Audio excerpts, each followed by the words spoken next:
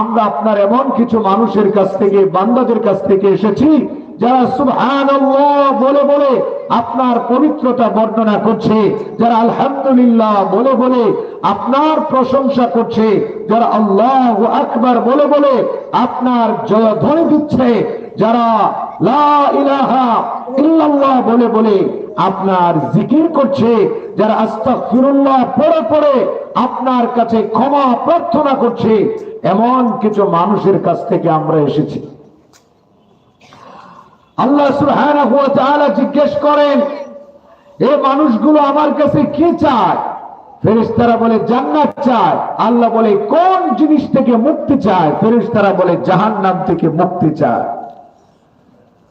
আল্লাহ সুবহানাহু ওয়া তাআলা ডাক দিয়ে বলেন, হে আমার ফেরেশতারা, তোমরা সাক্ষী থাকো, কদ গফারতু লাহুম, এই অনুষ্ঠানে যারা অংশগ্রহণ করেছে আমি রব্বুল আলামিন তাদেরকে মাফ করে দিলাম।